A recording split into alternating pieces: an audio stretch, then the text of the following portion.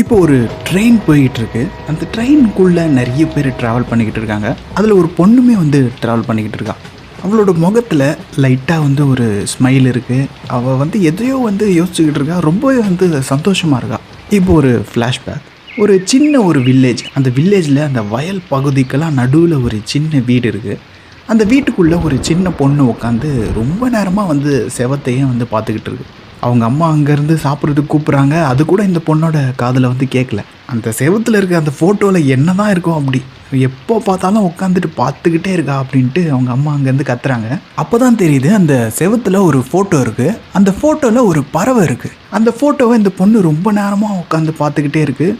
இப்போது ஃப்ளாஷ்பேக்குள்ளே ஒரு சின்ன ஃப்ளாஷ்பேக். அப்போல்லாம் வந்து நம்ம சின்ன வயசுலலாம் இந்த கேமராலாம் பேப்பரில் செஞ்சு விளையாடிட்டு இருப்போம் இல்லையா, அந்த மாதிரி இந்த பொண்ணு பேப்பர்லேயே வந்து கேமரா செஞ்சு வெளியில் வந்து விளையாடிட்டுருக்கு. அந்த பொண்ணு வந்து அந்த பூவெல்லாம் வந்து இந்த கேமராவில் ஃபோட்டோ எடுக்கிற மாதிரி விளையாடிக்கிட்டு இருக்குது. கீழே ஒரு நாய் இருக்குது. அந்த நாயெல்லாம் வந்து ஃபோட்டோ எடுக்கிற மாதிரி அந்த பொண்ணு வந்து விளையாடிக்கிட்டு இருக்குது. இது தூரத்துலேருந்து ஒருத்தர் டீ கடையிலேருந்து உட்காந்துட்டு பார்த்துக்கிட்டே இருக்காரு. அதுக்கப்புறம் அந்த பொண்ணு வீட்டுக்கு போயிடுது.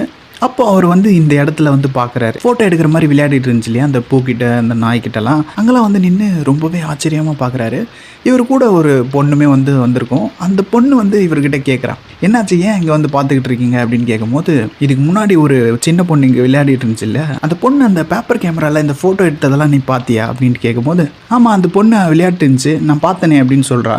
நீ அந்த பொண்ணு விளையாடுறத மட்டும் தான் நான் பார்த்தேன். அந்த சின்ன பொண்ணு அந்த பேப்பர் கேமராவை பிடிச்ச அந்த விதம், அதுக்கப்புறம் அந்த யூஸ் பண்ண ஆங்கிள்லாம் நீ பார்த்தியா அப்படின்னு கேட்கும்போது, இல்லை நான் அதெல்லாம் பார்க்கலையே அப்படின்னு சொல்கிறாரு. அதுக்கப்புறம் இவர்கிட்ட ஒரு கேமரா இருக்குது. அந்த கேமராவை வச்சு அந்த பொண்ணு எந்த ஆங்கிள் இருந்து அந்த ஃபோட்டோ எடுக்கிற மாதிரி விளையாடிட்டு இருந்துச்சோ அந்த ஆங்கிள் இருந்து அந்த பூவை வந்து ஃபோட்டோ எடுத்து பார்க்குறாரு. இதில் கிடைச்ச அந்த ரிசல்ட்டை பார்க்கும்போது அவருக்கு பயங்கர ஒரு ஷாக்கு. ஏன்னா இந்த ப்ரொஃபஷன்லேயே வந்து ரொம்ப நாள் இருந்தவங்க அந்த ஃபோட்டோ எடுத்த மாதிரி இருக்குது அந்த ஃபோட்டோ.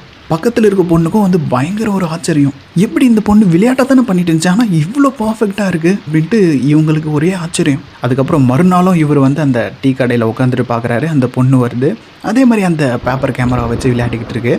அதுக்கப்புறம் அவர் தூரத்துலேருந்து வராரு. வந்து இந்த பொண்ணுக்கிட்ட வந்து கேட்குறாரு, என்னம்மா பண்ணிக்கிட்டு இருக்கேன் அப்படின்னு கேட்கும்போது, நான் ஃபோட்டோ எடுத்துக்கிட்டு இருக்கேன் அப்படின்ட்டு அந்த பொண்ணு சொல்லுது. உனக்கு ஃபோட்டோ எடுக்கிறதுனா ரொம்ப பிடிக்குமா அப்படின்ட்டு அந்த பொண்ணுக்கிட்ட அவர் கேட்குறாரு. ஆமாம் எனக்கு ரொம்ப பிடிக்கும் அப்படின்ட்டு அந்த பொண்ணு வந்து சொல்லுது. அதுக்கப்புறம் இவரோட பேக்கில் இருந்து ஒரு ஃபோட்டோ எடுத்து அந்த பொண்ணுக்கிட்ட தராரு. அந்த ஃபோட்டோவில் ஒரு பறவை இருக்குது. அந்த பறவை பார்க்குறதுக்கு வித்தியாசமாக இருக்குது, ரொம்பவே அழகாக இருக்குது. அதுக்கப்புறம் ஒரு விஷயத்தையும் வந்து சொல்கிறாரு. அந்த ஃபோட்டோவில் இருக்க பறவை எங்கே இருக்குது தெரியுமா அப்படின்ட்டு கேட்குறாரு. இல்லையே தெரியாதே அப்படின்ட்டு சொல்லுது அந்த பொண்ணு. இந்த பறவை ஒரு பெரிய மலை மேலே இருக்குது. அந்த மலை மேலே இது வரைக்கும் யாருமே வந்து போனது கிடையாது, இந்த ஃபோட்டோவை எடுத்து வர தவிர அப்படின்ட்டு அவர் சொல்கிறாரு. அதுக்கப்புறம் அந்த ஃபோட்டோவை வாங்கிட்டு அந்த பொண்ணு வீட்டுக்கு போயிடுது. வீட்டுக்கு போயிட்டு அந்த ஃபோட்டோ மேலே இந்த பொண்ணுக்கு ஏதோ ஒரு ஆர்வம். அந்த ஃபோட்டோவை எடுத்து ஒரு செவத்தில் வந்து ஒட்டி வச்சுட்டு அதிலிருந்து அந்த பொண்ணு தினமும் இந்த ஃபோட்டோவை வந்து ஒரு ஆர்வமாகவே வந்து பார்த்துக்கிட்டு இருக்கு. இதுதான் நம்ம முன்னாடியே வந்து பார்த்துருப்போம். அப்படியே சில வருஷங்கள் வந்து கடந்து போகுது. இந்த பொண்ணும் வந்து ஸ்கூல் படித்து முடிக்குது. இப்போ வந்து காலேஜ் போகிறதுக்கான டைம். அப்படியே இந்த பொண்ணுக்கு ஒரு காலேஜ்லேயும் வந்து சீட் கிடைக்குது. இன்னும் ஒரு வாரத்தில் வந்து இவ காலேஜ் வந்து போகிறா.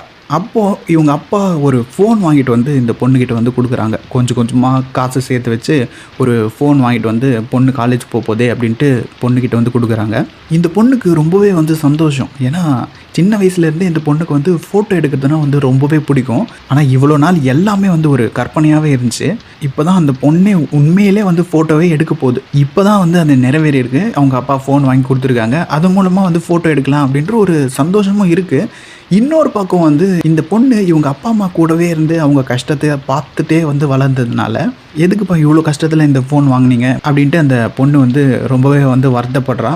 சந்தோஷம் வருத்தம் ரெண்டுமே வந்து சேர்ந்து இருக்குது அந்த பொண்ணுக்கு. அப்போ தான் அவங்க அப்பா சொல்கிறாரு, நீ வந்து ரொம்ப தூரம் வந்து காலேஜ் போகிற, உனக்கு வந்து இந்த ஃபோன் வந்து தேவைப்படும், நீ வச்சுக்கோ அப்படின்ட்டு அந்த பொண்ணு கையில் அந்த ஃபோனை வந்து அவங்க அப்பா கொடுக்குறாரு. இப்போ எடுத்தோடனே அந்த பொண்ணு ரொம்பவே ஆர்வமாக அந்த ஃபோனை வாங்கி ஓப்பன் பண்ணி பார்க்குறா. பார்த்து உடனே அந்த பொண்ணு கை போகிற இடம் அந்த கேமராவாக தான் இருக்குது. கேமராவை ஓப்பன் பண்ணி அவங்க அப்பா அம்மா ரெண்டு பேரையும் ஒன்றா நிற்க வச்சு ஒரு ஃபோட்டோ எடுக்கிறா. எடுத்துகிட்டு அவங்க அப்பா அம்மா கிட்ட காமிக்கும் போது அவங்க அப்பா அம்மாவுக்கு ரொம்பவே வந்து சந்தோஷம். அதுக்கப்புறம் இந்த பொண்ணு வந்து அந்த சின்ன வயசில் அந்த ஃபோட்டோ வந்து ஒட்டியிருப்பா இல்லையா, அந்த ஃபோட்டோ வந்து இந்த ஃபோன் மூலமாக ஃபோட்டோ எடுத்துக்கிறா. அதுக்கப்புறம் அந்த ஃபோட்டோவை ரொம்பவே வந்து ரசித்து ரொம்ப நேரமாக வந்து அந்த ஃபோனில் அந்த ஃபோட்டோவையும் வந்து பார்த்துக்கிட்டு இருக்கா. அதுக்கப்புறம் அந்த ஃபோட்டோவை அவர் வந்து கொடுத்துருப்பார் இல்லையா, அப்போது அவர் வந்து ஒரு வார்த்தை சொல்லியிருப்பார், இந்த பறவை ஒரு பெரிய பெரிய மலை மேலே இருக்குது. இது வரைக்கும் ஒரே ஒருத்தர் தான் அங்கே போயிட்டு இந்த ஃபோட்டோவே வந்து எடுத்திருக்காரு அப்படின்லாம் வந்து சொல்லியிருப்பார். சரி, அதை வந்து இன்டர்நெட்டில் சர்ச் பண்ணி பார்க்கலாம் அப்படின்ட்டு இந்த பொண்ணு வந்து சர்ச் பண்ணி பார்த்துக்கிட்டு இருக்கும்போது அப்போது ஒருத்தரோட டீட்டெயில்ஸ் வருது. இந்த ஃபோட்டோ வந்து எடுத்துருப்பார் இல்லையா, அவரோட டீட்டெயில் வந்து வருது.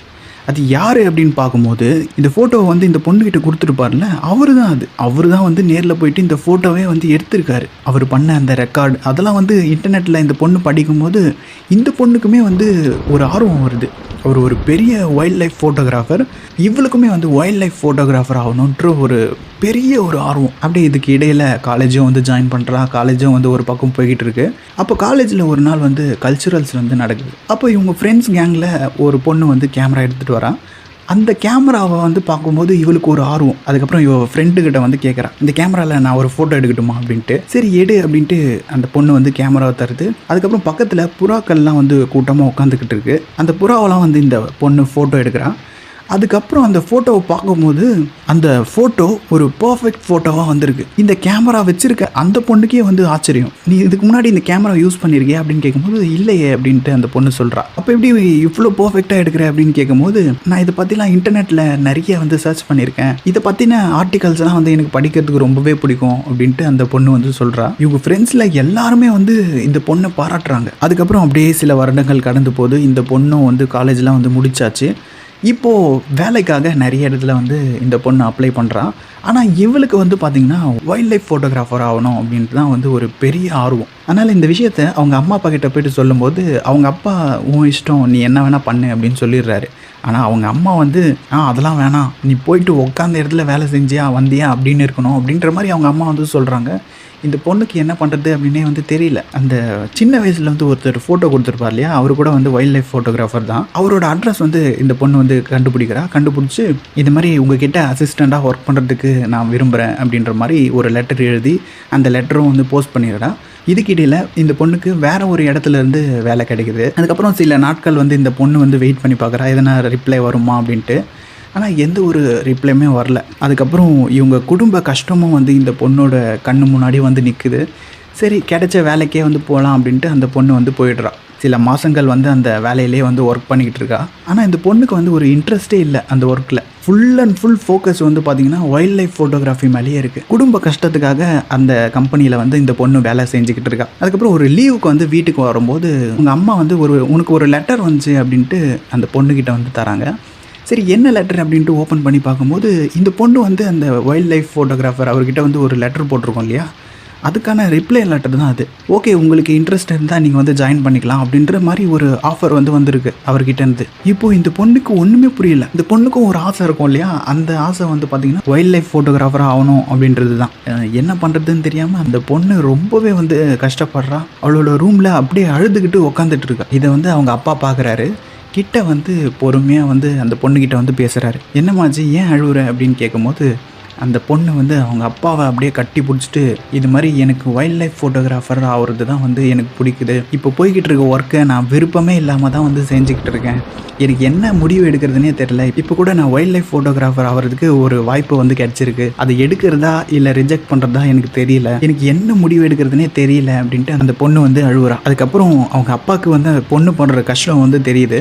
அவங்க அப்பா வந்து போயிட்டு அவங்க அம்மா கிட்ட வந்து பேசுகிறாரு. பேசி 2 பேரும் ஒரு முடிவு எடுத்து அந்த பொண்ணுக்கிட்ட வந்து சொல்கிறாங்க, சரி இதுக்கு மேலே வந்து நீ கஷ்டப்படாத, இன்னும் கொஞ்ச நாள் தானே, நாங்கள் வந்து சமாளிச்சுக்கிறோம், அதுக்கப்புறம் நீ பெரிய ஆளாக வளர்ந்துருவே அப்படின்ட்டு எங்களுக்கு நம்பிக்கை இருக்குது, நீ வந்து பிடிச்சதை நீ பண்ணு அப்படின்ட்டு 2 பேருமே வந்து ஒத்துக்கிறாங்க. இப்போ தான் அந்த ஒரு குழப்பத்திலேருந்தே அந்த பொண்ணு வந்து வெளியில் வரா. இப்போ இந்த பொண்ணுக்கு வந்து அந்த ரிப்ளை லெட்டர் வந்திருக்கும் இல்லையா, அந்த லெட்டரோட அட்ரஸ்க்கு போயிட்டு அவர்கிட்ட வந்து ஒரு அசிஸ்டண்ட்டாகவும் ஜாயின் பண்ணுறான். அதுக்கப்புறம் ஒரு வருஷம் அசிஸ்டண்ட்டாக ஒர்க் பண்ணுறான். அப்படியே இங்கே வந்து அந்த ஃப்ளாஷ்பேக் முடியுது. இப்போது இந்த பொண்ணு அந்த ட்ரெயினில் போய்கிட்டு இருக்க அந்த சீனுக்கு வந்து நம்ம வந்துட்டோம். இப்போ இந்த பொண்ணு எங்கே போய்கிட்டு இருக்கு அப்படின்னு பார்த்தீங்கன்னா, இந்த பொண்ணு சின்ன வயசில் வந்து அவர் வந்து அந்த ஃபோட்டோ கொடுத்துருப்பார் இல்லையா, அந்த ஃபோட்டோவில் இருக்க பறவையை இது வரைக்கும் இவர் மட்டும் தான் ஃபோட்டோ எடுத்திருப்பார். அவர் மட்டும் தான் அந்த ரெக்கார்டு வந்து பண்ணியிருப்பார். அந்த ரெக்கார்டு இன்னுமே வந்து யாருமே வந்து பிரேக் பண்ணியிருக்க மாட்டாங்க. ஏன்னா அவ்வளோ ஒரு கஷ்டமான ஒரு பாதை, அந்த இடத்துல போகிறதுலாம் யாராலுமே வந்து போக முடியாது. அதை வந்து இவர் மட்டும் தான் அந்த ரெக்கார்டு வந்து பண்ணியிருப்பார். இப்போ இந்த பொண்ணு வந்து அந்த ரெக்கார்டை பிரேக் பண்ணுறதுக்காக தான் இவன் வந்து போய்கிட்டு இருக்கா. அப்படியே இந்த இடத்துல பார்ட் 1 முடிச்சுக்கலாம். இன்னும் பார்ட் 2வும் சேர்த்து பேசினேன் அப்படின்னா கொஞ்சம் லென்த்தாக போயிடும். இந்த வீடியோ வந்து நம்ம 2 பார்ட்டாக பார்க்கலாம். பார்ட் 2 சீக்கிரமாகவே நம்ம பார்க்கலாம்.